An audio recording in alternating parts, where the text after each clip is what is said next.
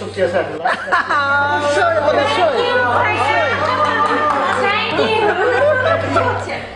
এই লাস্ট গানটা সে কখনই গাইতে চায় না, কিন্তু আসলে তাকে রিকোয়েস্ট করবো গানটা গাওয়ার জন্য। It is true for each and every one of আস।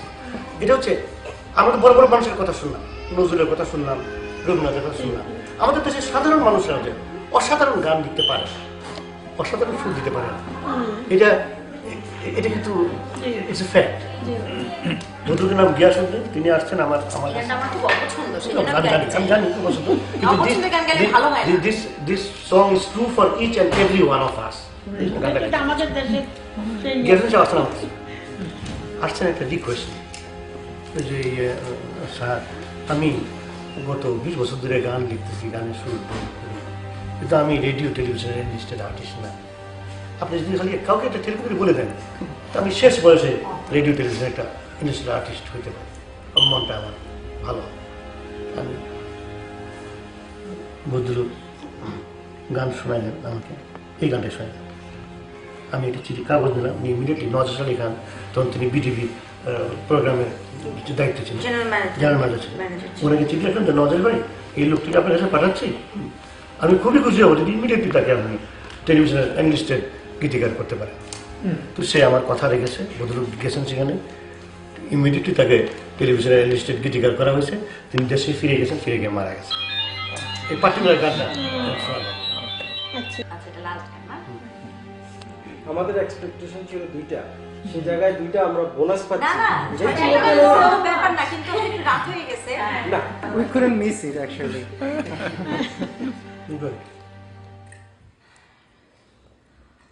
মরিলে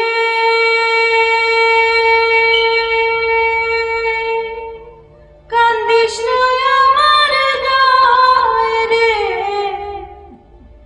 জাদু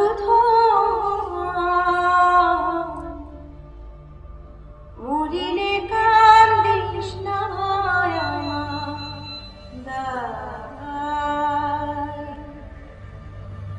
মরিলে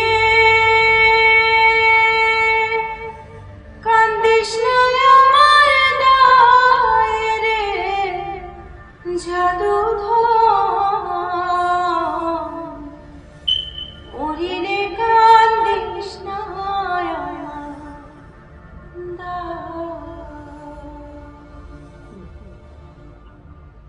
সূরা ইয়াসিন পাঠ করিও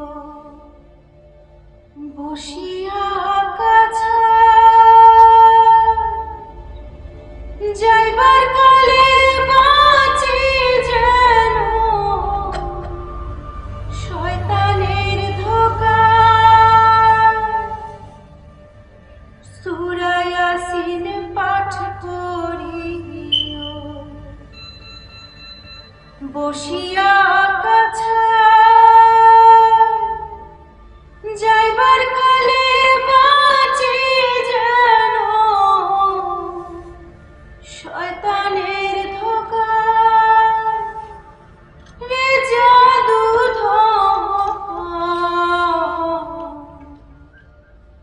মরিলে কান্দিস না আমার দায়, মরিলে কান্দিস না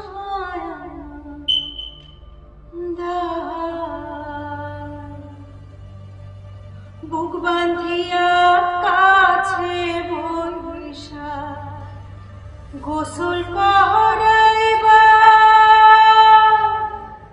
কান্দনের বদলে মুখে কলমা পড়িবা। বুক বান্ধিয়া কাছে বৈশা গোসল করাইবা, কান্দনের বদলে মুখে কলমা পড়িবা। রে জাদু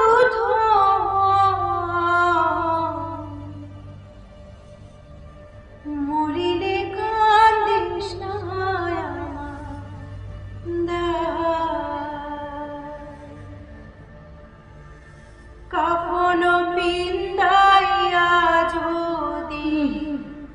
কান্দো আমার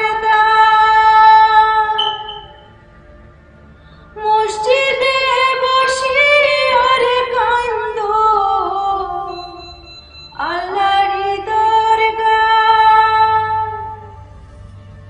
জাদু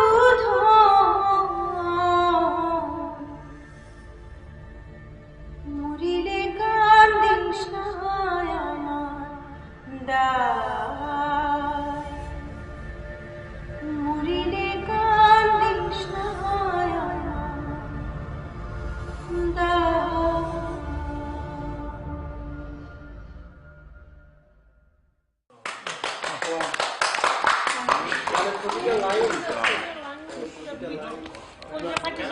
নাম হচ্ছে গিয়াসউদ্দিন। অন্যরকম মানে কলেজে টলেজে যেন ফাটিয়ে যায়। পছন্দ না এটা কেমন এই যে একটু কাঁদতেছে জানি তো আমার চোখে পানি আসে তো। Anybody can be hurt. সবার ফাটে। না আপু গানটা আপনার মনে হচ্ছে আপনার গলায় আমার ভালো লাগছে বেশি না পরিবেশটাও আর পরিবেশটা গানের জন্য তৈরি পরিবেশ সবাই মানে সংস্কৃতি মানে পরিবার তো এরা সিনেমা গান টান নিয়ে হ্যাঁ আমি না আসলে সচরাচর গান গাইতে চাই না কখন জানেন দেখা যায় যে সবাই গান শুনতে ইন্টারেস্টেড থাকে না এখন গান হচ্ছে এর মধ্যে একজনের বারবার হয়তো বা টেক্সট মেসেজ আসতেছে সে বারবার টিপাটিপি করছে তখন আমার না এটা ঠিক না আমি জানি সবাই তো একরকম হবে না আর না আমি চোখ বন্ধ করে এই জন্য আমার মাঝে মাঝে মানে খুব চলে যায় আনইজি লাগে সরি আমার এটা No, that's true. It is normal. এখানে সেই আরামটা আছে গান এখানে সবাই সমস্যার তো সবাই বুঝে তো এটা মর্ম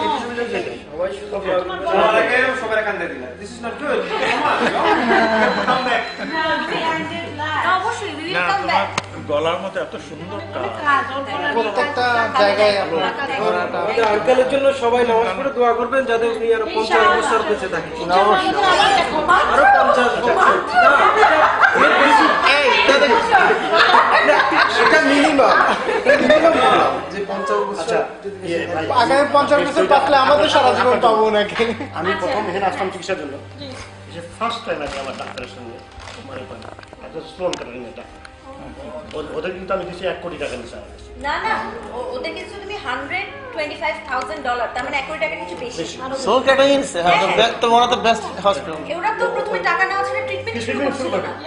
ওকে অপারেশন থিয়েটারে ঢুকেছে অপারেশন শুরু করবে না হ্যাঁ, মানে টাকা না ছাড়া টাকা দেওয়া কেমন ছাড়া। আমি তো কি? তখনও টাকা পুরোটা জোগাড় হয়নি জোগাড় টাকা হয়নি। থেকে আসতেছে না কারণ আমি তো আসার সময় তো আমি তো আচ্ছা, হাজার করে একটা টাকা ক্যাশ টাকা থাকে না তো? আমি কথা দিচ্ছি আমি কাল তোমাকে ফুল টাকা ক্যাশ তো আনাও যায় না এত ক্যাশ তো আনা যায় না ডাক্তারের সঙ্গে আমার দেখা হলো দেখা অস্ট্রেলিয়া কিছু শেষ করে দিতে পারছে না মানে ট্রান্সফার হতে সমস্যা হচ্ছে ওয়াইড ট্রান্সফার আমরা টাকা দিতে পারছি সেদিন করতে পারছি দিতে পারছে দ্যাট ইজ ইম্পর্টেন্ট এটা হচ্ছে ডাক্তারের নাম হচ্ছে ভিচ স্টিফেন আর ভিচ দেখলো আমাকে আমার সমস্ত কাগজপত্র সব সিঙ্গাপুর থেকে আমি ডিরেক্টর হচ্ছে তো সিঙ্গাপুরে ওদের সমস্ত কাগজপত্র তাকে দেখালাম দেখে বললাম doctor which am I going to die doctor which বলো ইয়েস আমার তো কোন জায়গায় যেগুলো বললো yes you are going to die তারপরে বললো listen we all are going to die. That's why I say we are going to die. But I will not let you die so soon. I will not let you die so soon. ইনশাআল্লাহ ইনশাআল্লাহ না ইনশাআল্লাহ মৃত্যু নিয়ে আমার কোনো ইয়ে নাই না না এটা ডাক্তার যখন যখন সময় আসবে হ্যাঁ। হ্যাঁ, তখন Everyone has own schedule. বলেন ইয়াফিরুল্লাহু নাফসান ইযা জাআত মানে এর মতো যখন সময় আসবে হ্যাঁ, হ্যাঁ, সেটাই। এক মুহূর্ত আগে সময়ের আগে আমি কাউকে নেবো না। এক সেকেন্ড আগেও না এক সেকেন্ড পরে না এটা ওই সময়তেই আর সবাই জানে আর আকাশে সূরা আমাদের সূরা বনী ইসরাইলের একটা আয়াত আছে আমার খুব পছন্দ সূরা বনী ইসরাইলের আয়াতটা হচ্ছে আমি তোমাদের প্রত্যেকের ভাগ্য তোমাদের গলায় হাড়ের মতো ধুলাইয়া দিয়েছি ইয়া আমার পক্ষে সম্ভব আমি তোমাদের প্রত্যেকের ভাগ্য তোমাদের গলায় হাড়ের মতো ঝুলাইয়া দিয়েছি ইয়া আমার পক্ষে সম্ভব কাজেই আমাদের ভাগ্যে কি আছে না আছে সব তো অলরেডি ডিসাইডেড বাই হিম সামান্য আমরা ঝামেলা করছি এই কাজ করি ওই কাজ করি জিম্মের ঘরে করে থাকছি না। না না বুঝলা দিয়েছে ভাগে আমল করতে হবে এখন তোমাকে খাবার দিয়েছে খাবারের মানে আমাদের অন্য কি জানি বলে খাবার যোগানদাতা রিজিক আল্লাহর হাতে। তাইলে আমরা ঘরে বসে থাকি, আমাদের কিছু কিছু না, করা হয়।